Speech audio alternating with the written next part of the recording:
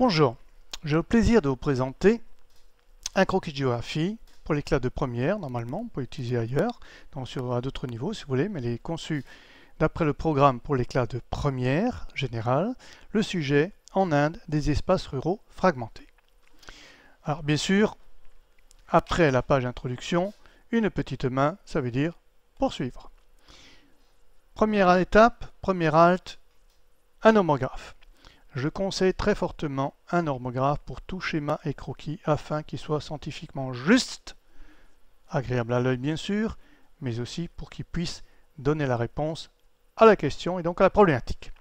Sans cela, vous avez pour les villes par exemple des œufs de Pâques difformes alors qu'il faudrait des cercles proportionnels. Le minigraphe lui est un normographe complet, spécialement étudié pour les schémas et les croquis de géographie. Voilà, on poursuit, il est Made in France, je précise avant de poursuivre. Je clique sur la petite main, une petite méthodologie rapide pour vous dire ce que c'est, et puis là, la problématique. Je vais m'arrêter 2 minutes dessus, mais pas davantage, même pas 2 minutes d'ailleurs, puisque vous l'avez déjà lu. Et oui, où ça?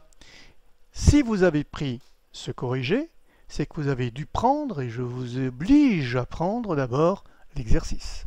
Inutile de sauter sur un corrigé quand on n'a pas fait l'exercice. Ce n'est pas de l'apprentissage, c'est du copiage. Et ça, je n'en veux pas. Donc, je ne décris pas du tout ce qui est écrit dessus, vous l'avez bien sûr déjà vu. Hop, je repasse un petit peu plus loin, et là, j'ai mon corrigé. Mais un corrigé pourquoi? Pour un exercice que vous avez fait sur papier à partir du PDF, qui est disponible gratuitement au même endroit où vous avez trouvé ce corrigé. Même endroit, sur la même page. Internet, bien sûr. Alors comment ça fonctionne? C'est très simple. On va voir.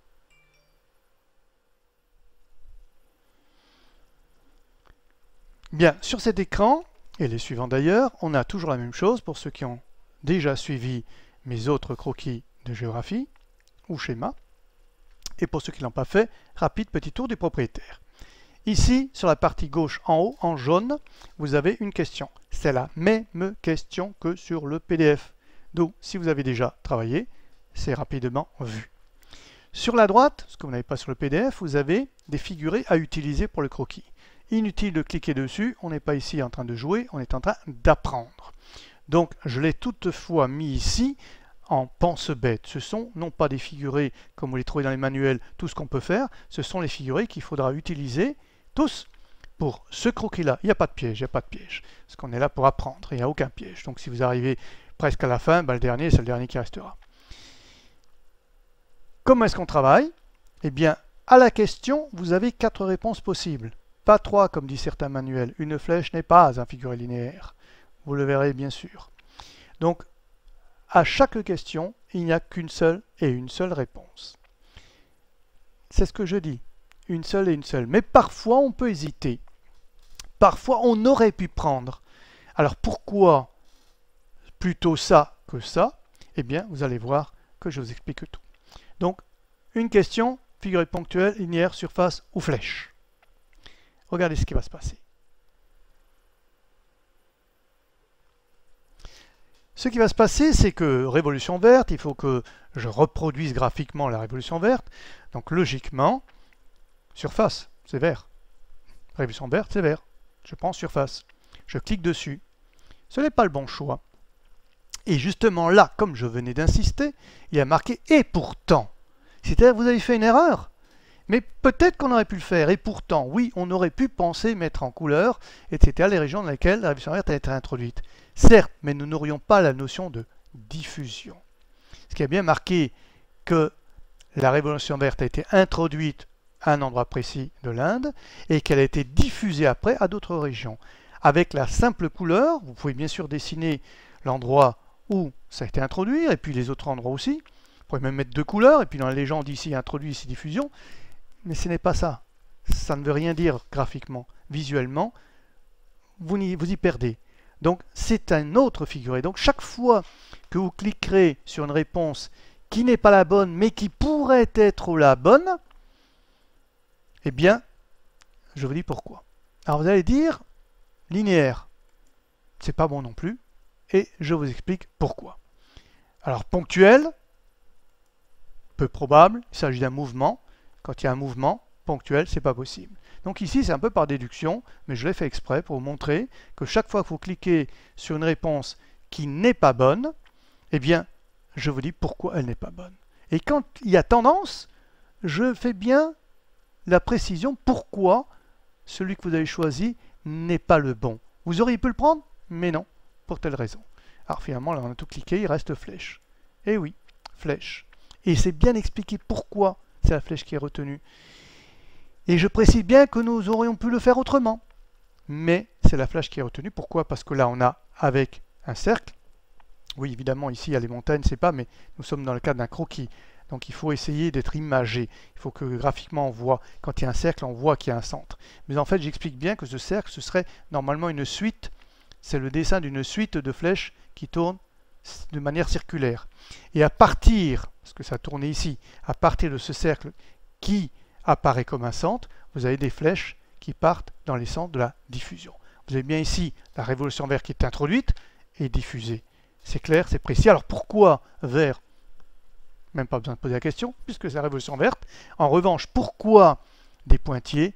Vous le lirez, c'est expliqué. Ce n'est pas par hasard que je préconise des pointillés. C'est précisément pour une raison que vous découvrirez en lisant ici, sur la droite, toujours les conseils, comment faire ou pourquoi vous n'avez pas trouvé. Vous avez vu donc ici un commentaire très important à lire. Ici, vous avez la légende qui se construit. Et bien sûr, vous avez le figuré sur votre croquis. Et là, vous avez, j'en ai pas parlé parce que c'est maintenant dans le moment, vous avez deux possibilités.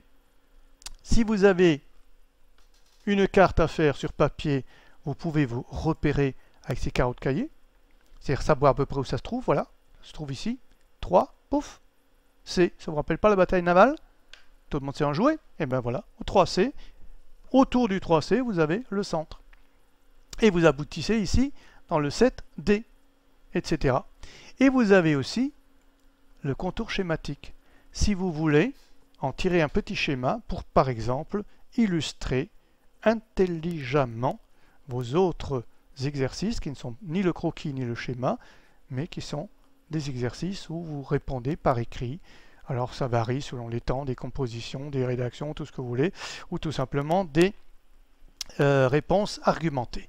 Peu importe comment vous les nommez, dès que vous devez écrire une réponse, il est conseillé, fortement conseillé, d'y adjoindre des schémas. Là, vous pouvez, avec cet élément-là, savoir comment on fait le schéma. Alors, il y a un autre logiciel qui vous apprend comment dessiner, bien sûr, les contours. Les contours ici qui sont très précis, vous le voyez, facile à reproduire, avec des carreaux de cahier, et vous avez même l'élément ici, la révolution verte, que vous pouvez repérer grâce aux carreaux de cahier. Alors, on ne va pas poursuivre avec ça, puisqu'on veut faire un croquis. Et puis, je ne l'ai pas dit, mais le voilà, le bouton « Cliquer pour continuer » qui vient d'apparaître. Avant, il n'était pas, on n'avait pas trouvé la bonne réponse. Maintenant, nous l'avons trouvé, on poursuit.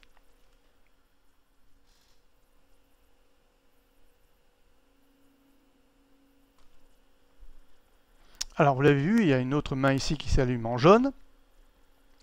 C'est pour revenir en arrière, si jamais, pour une raison quelconque.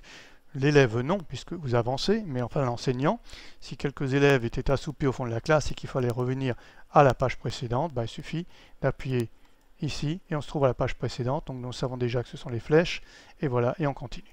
Ça, c'est pour les étourdis. Alors maintenant, on continue assez rapidement, puisque l'intérêt, c'est juste de s'arrêter sur des points précis. Donc révolution verte, il y a une agriculture intensive qui en est dégagée. On a ici un choix, ça va être surface, c'est pour aller un peu plus vite. Voilà, mais c'est bien expliqué ici pourquoi ce vert atténué. D'abord pour que le vert, ici, la révolution, soit bien détaché, et c'est bien expliqué, lisez-le, pourquoi un vert atténué.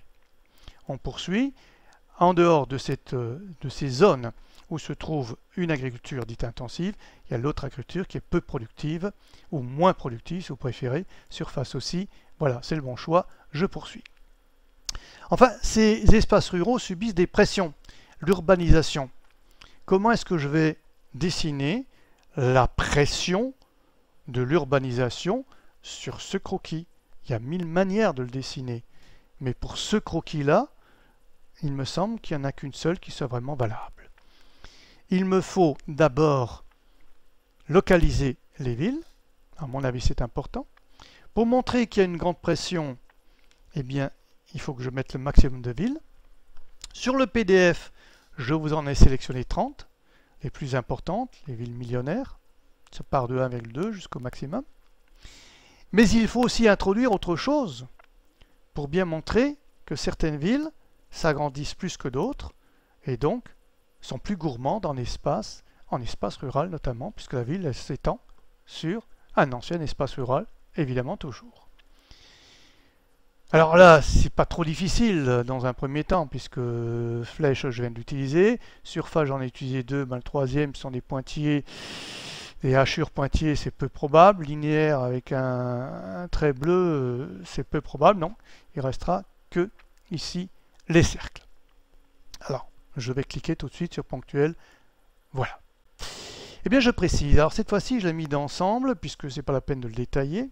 C'est bien pour montrer que là, j'ai reproduit toutes les villes, il y en a 30, hein, qui sont plus importantes, qui sont les plus importantes, les plus nombreuses en population, mais des villes qui n'ont pas la même progression, le même taux de croissance.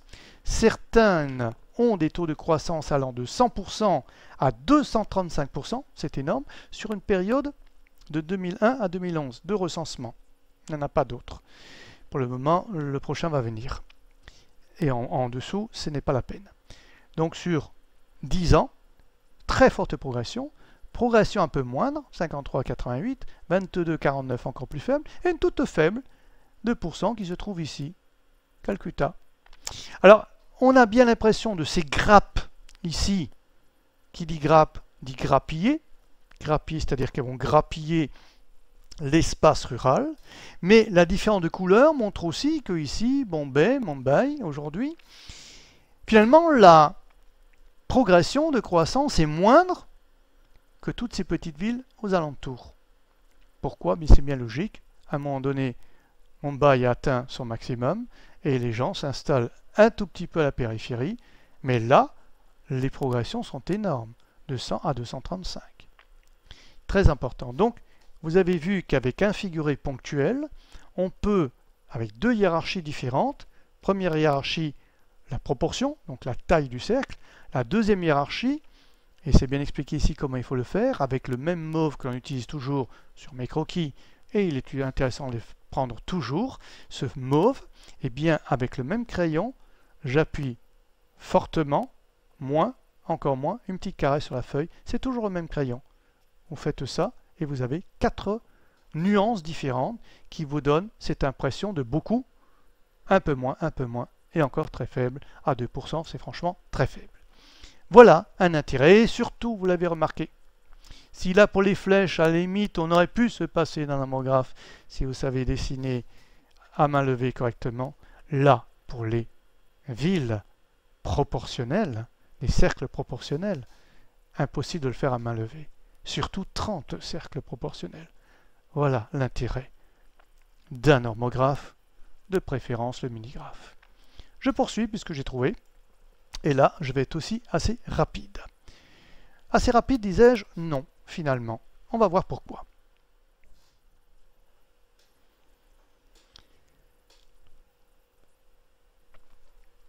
Pas trop rapide, parce que ce dernier point, c'est à mon dernier point, nous pose un petit problème.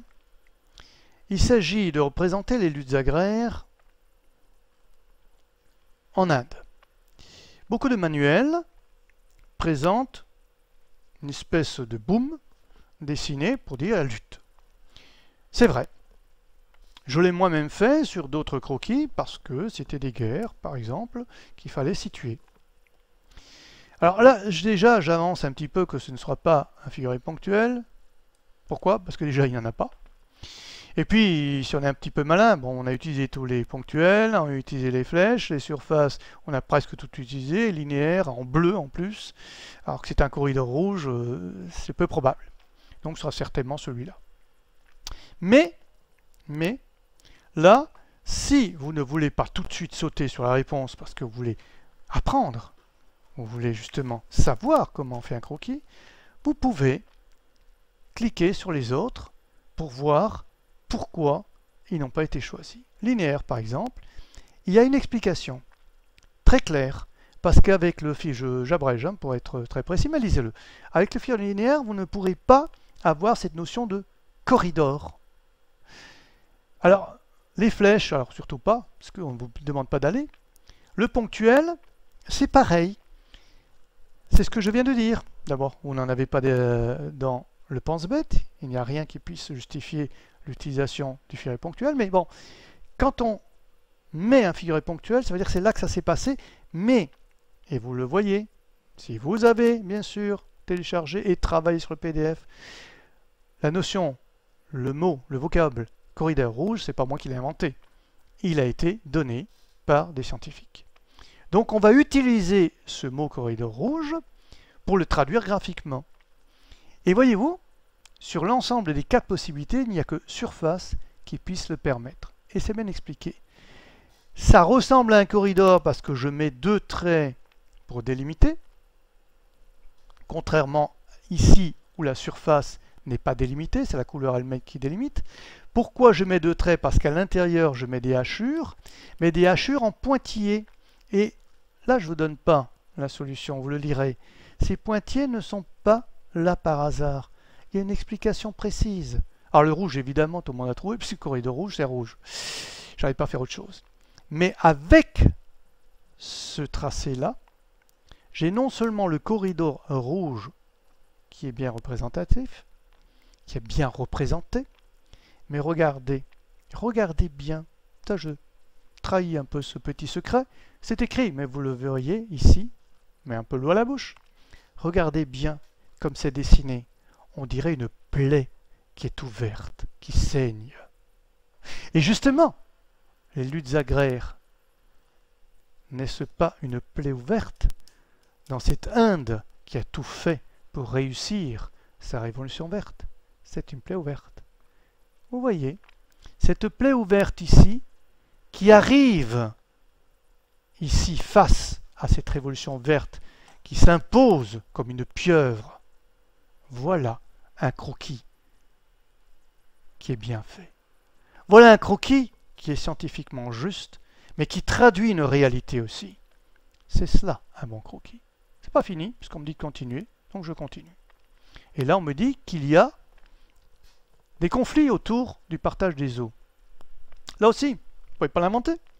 Mais si vous avez pris le PDF, il y a des liens qui vous envoient vers des articles, pas très longs, des articles très récents, qui vous prouvent que cette question n'est pas anodine. C'est bien vrai. Évidemment, là, il n'y a plus de secret de fabrication. Pourquoi? Parce que vous avez tout utilisé, il ne reste que le linéaire bleu.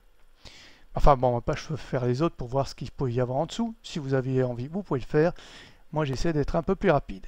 Et là aussi, j'explique pourquoi c'est le linéaire. Le bleu, vous avez tous trouvé, c'est parce que ce sont les fleuves.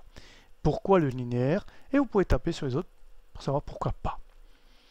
Et là, est-ce que j'ai fini? Si vous avez fait le PDF, vous savez bien que vous avez fini. Parce que c'est la dernière question. Admettons que vous n'avez pas pris le PDF. Vous allez cliquer sur continuer et vous allez trouver quoi? Un croquis qui est fini. Voilà. Donc vous avez là un croquis qui est expressif, qui répond à une problématique, qui est graphiquement juste et qui donne bien tous les éléments, à savoir des espaces ruraux qui sont marqués par la révolution verte et, deuxième point, soumis à de multiples pressions.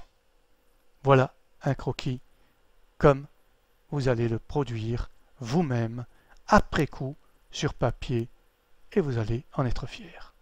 Merci, à très bientôt.